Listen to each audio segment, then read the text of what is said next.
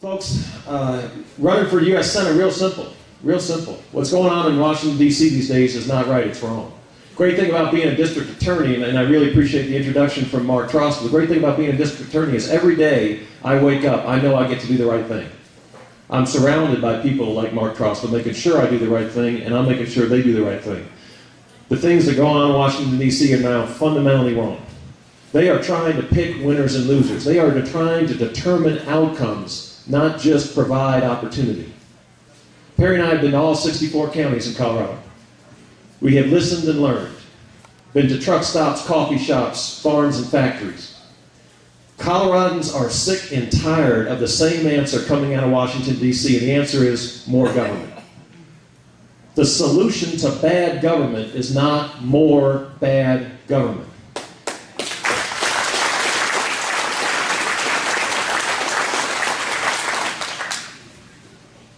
The other thing that we've heard, and I say this in a Republican group, the other thing that we have heard is that we are sick and tired of sending Republicans to Washington, D.C. to change Congress, and instead they get changed by Washington, D.C. It is time Republicans started acting like Republicans, folks.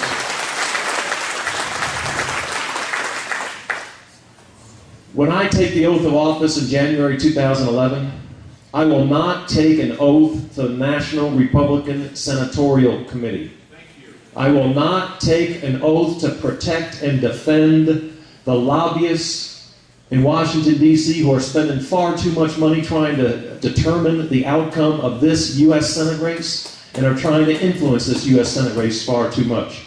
I will put my left hand on the Bible, I will raise my right hand, and I will take an oath to the Constitution of the United States, so help me God.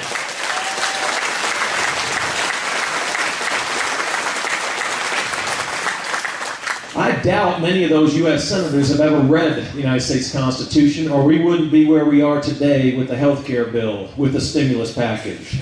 You know, what about that $787 billion stimulus package that Michael Bennet couldn't even bother reading before he voted on it? $787 billion. We have been flying first class in this country for years. First class. The problem is we've been on the wrong plane. We are, we have $100 trillion of unfunded liabilities in this country in Social Security and Medicare. We have a $12 trillion national debt. We have a $1.5 trillion annual deficit. And what do? We spend $787 billion on a stimulus plan that doesn't work. We continue to try to manipulate our country. How many people here think that social engineering from the federal government is a good idea? How's that working for you in education, folks? How about housing? And that's been a real success, wasn't it? Let's encourage people to buy a house that they can't afford, and let's just watch what happens when the housing market goes down. It doesn't work. I want to tell you a social engineering story that's very personal to me. When I was in second grade, my teacher had a spelling test every Friday. She gave us 10 words on Monday and a spelling test on Friday. Anybody else here have something like that in their house? Yeah, people can relate to that, right? Well, my teacher in second grade, she had a big chart in the front of the room and had everybody's name on one side of that chart and a sailboat next to their name. My mom came to a parent-teacher conference a couple months into school. My sailboat was docked firmly at the shore. I had two older brothers, and my dad traveled a lot, and so my mom was taking care of us a lot on her own, and she had to do what she had to do with three rambunctious boys. So she came home that night, and she applied what my brothers and I called a motivation method.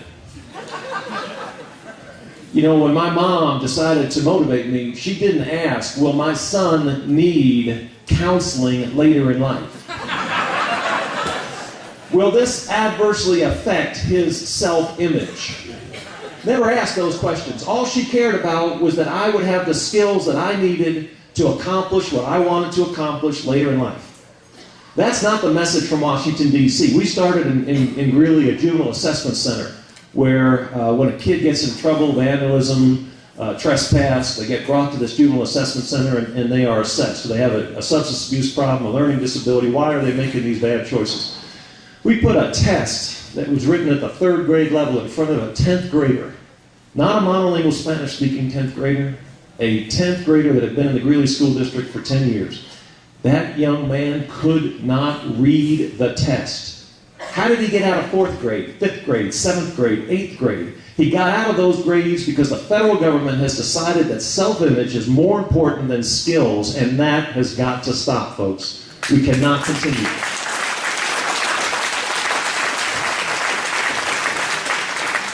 And by the way, why is the federal government involved in education? You know, in the 1950s, we had the #1 public school system in the world. And the federal government decided that it would make it better. We are now ranked somewhere between 22nd and 26th in the world in public education.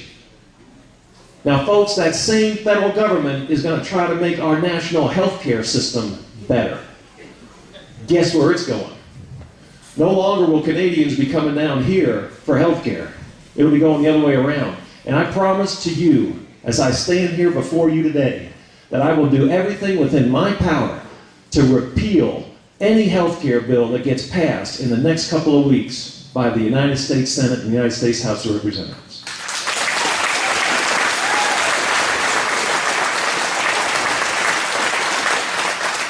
I want to end with something real quickly, and then actually I do want to talk about something. You know, I've been very involved in illegal immigration. Greeley is ground zero in the fight against illegal immigration. I want to make something really clear. My grandparents came here from Norway.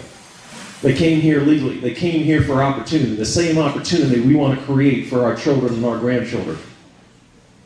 But illegal immigration is a different story. We need to secure our southern border. We need to have a backbone in this country to enforce the laws that we've got in this country. We don't need more laws. We need a backbone to enforce the laws in this country.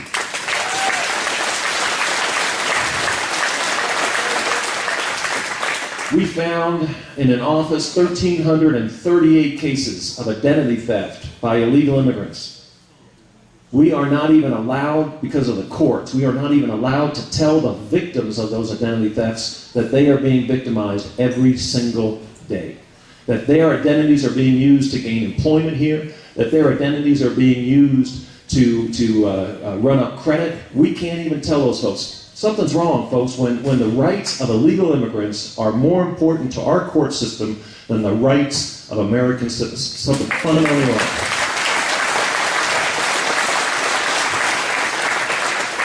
Let me end with this if I can, and then I'll take some questions if I've got a couple minutes. Now this looks like a bumper sticker, doesn't it, folks? It is. But this isn't just any bumper sticker. You put this on your car, and your gas mileage will increase significantly. And you know, we need this. We are the grassroots campaign. We are not the campaign that's getting money from lobbyists in Washington, D.C. and bailed out bankers in Greenwich, Connecticut. We are the campaign that relies on you to spread the word about our hard work and what we're going to accomplish in Washington, D.C. We're the campaign that relies on you to get to your caucus and vote in that straw poll and send a message to those folks in Washington, D.C. that they've made the wrong choice, that the political establishment has made the wrong choice, that the voters of Colorado can decide who our next senator is going to be. Thank you very much, Washington, D.C.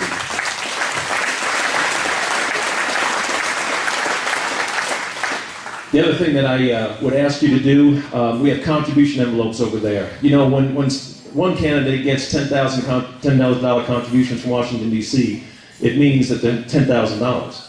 When we get a $20, $50, $100 contribution from a Colorado citizen, it means that you are willing to talk to your neighbor, you're willing to go to your caucus, you're willing to put in a yard sign, you're willing to do what needs to be done to make sure that Colorado voters decide what's best for Colorado.